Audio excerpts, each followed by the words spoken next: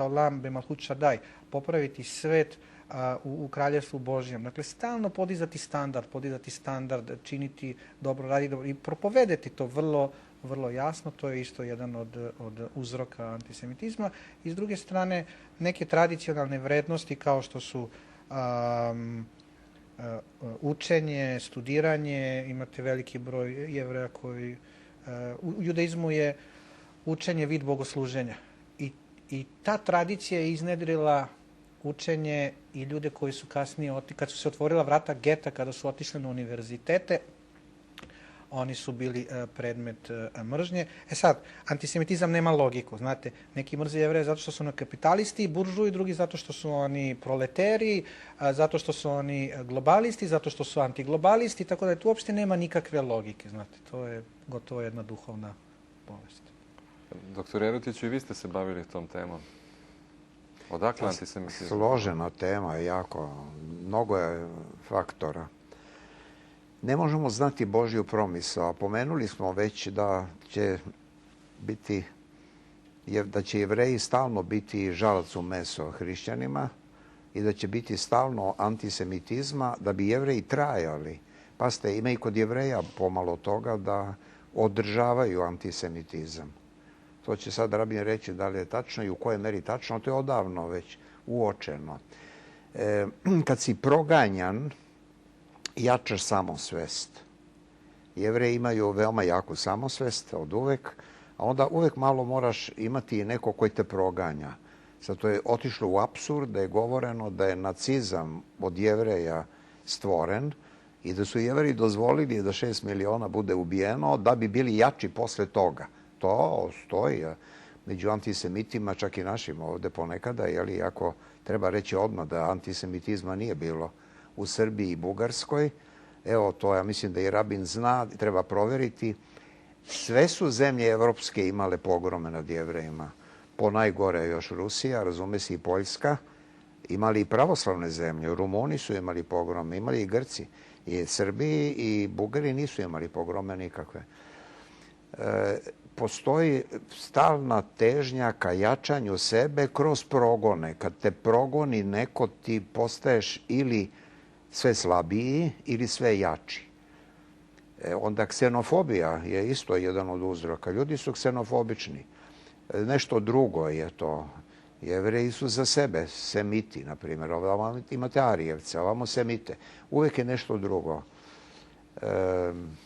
Antisemitizam je nekako stalno obeležje našeg vremena od antike, tačno od ranije, proganjanja. Teško da će se moći Jevreji toga osloboditi do kraja, ali ja sam ponovo, vraćam se, da će i hrišćani i Jevreji biti proganjani. Dobro, ali kako tumačite taj najradikalniji oblik antisemitizma koji se ogleda u nacizmu i u ličnosti Adolfa Hitlera? Gledajte, Jevreji su ubili Boga.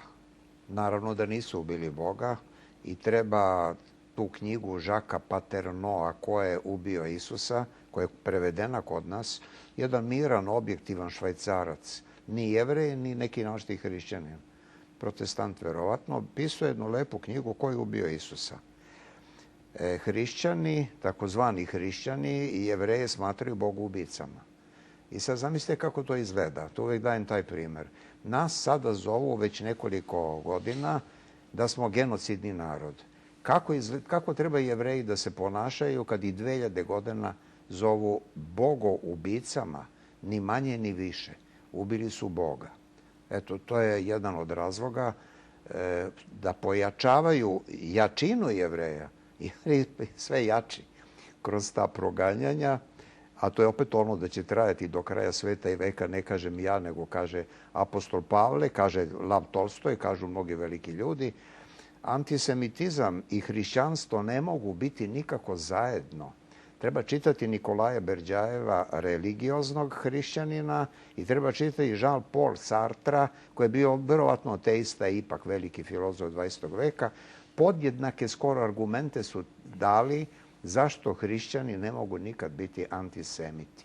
Ali antisemitizam stalno traje. I evo, razloga puno, kao što vidite, a jedan od razloga je i to. Ubili Hrista. ko je ubio Hrista, dovedena. Zbog čega je Hitler imao tu ideju da treba Pa zato što je bio bolestan. 2 bolesnika su vodili 20. vek. I psihijatri kažu da je Stalin bio bolesniji od Hitlera. Hitler bi bio negdje, ja ne volim te šeme, histerični psihopata, a ovaj je bio paranoik. I paranoja je teža bolest u psihijatriji od histerične psihopatije. Zašto je Hitler to bio? Pa traže razne uzroke.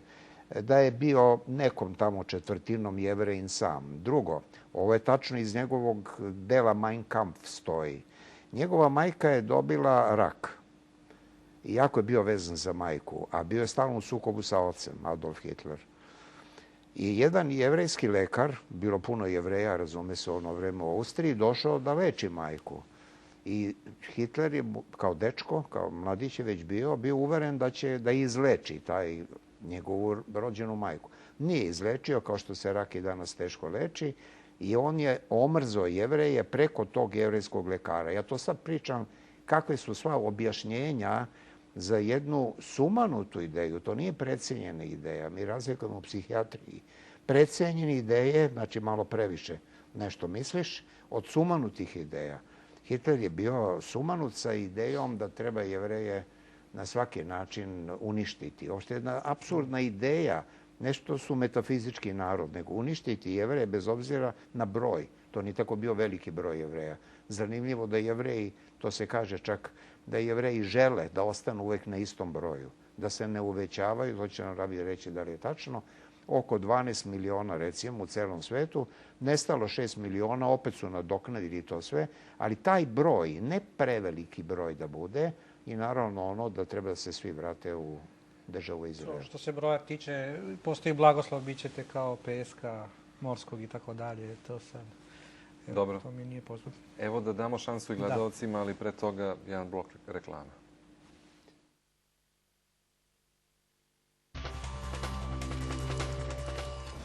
Zato što je Srbiji mesto u Evropi. Zato što priključivanje Evropskoj uniji znači ekonomski napredak, investicije i nova radna mesta. Zato što svaki građanin zaslužuje pristojan i dostojanstven život. Zato što život ne može da čeka. Demokratska stranka.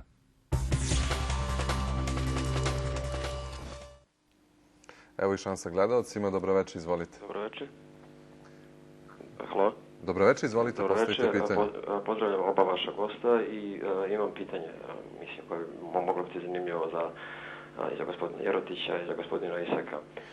O značaju čuda, još jednom, za hrišćanstvo i za Jevreje, odnosno kako Jevreji gledaju na Hristova čuda, s obzirom da su ga odbacili kao Mesiju i raspili ga upravo jer su očekivali to, kako sam razumeo, čudo u spoljnom kontekstu, čudo neko proviđenja, pa su ga ipak odbacili kao Mesiju i razapeli i prezreli, poznato je da Novi Zavet obiluje čudima Gospoda Isusa Hrista, pa me interesuje kako Jevreji, odnosno kako se hrišćani gledaju na tu distinkciju. Što ja da počnem? Neko je rekao, nikako se setim ko je, da nema ni jedan dan da ne prođe kad sunce izađe i sunce zađe, da se nije desilo neko čudo. Sve je čudo. Božji svet je čudo, čovek je čudo, tajna. Čudo ide s tajnom. Čuda su se dešavale i ranije. Na razne načine su politeisti, pagani objašnjavali ta čuda. Bilo naravno i onda. Jevreji ne odbacuju čuda, koliko ja znam. Postoje čuda i u Starom Zavetu neprekidno. Konačno i Mesija, po verovanju Jevreja, činit će čuda kada bude došao. Dakle, ne vidim tu neke bitne razlike. Međutim, čuda koje je Hristos činio, to sam već bio rekao, oni su očekivali posljednje čudo, najveći deo Jevreja, ne svi. Ne svi. Od Jevreja je počelo hrišćanstvo, ne zaboravimo to. Neverovatno, od 12 apostola. I to prostih apostola ribara. To jevrejski fariseji i sadukeji nisu mogli ni u snu razumeti. Moramo razumeti jevrejske fariseje onog doba. Nijedan prorok nikad nije propovedao ženama, to je jedno. Drugo, nikad nije uzimao proste ljude za učenike. Naprotiv, uzimali su učene ljude. Fariseji su bili učeni. To moramo razumeti. Očekivali su jednostavno, ne svi, ali dobar deo Jevreja, da Hristos učini to posljednje čudo da bi ga priznali kao Mesiju, a Hristos je došao da strada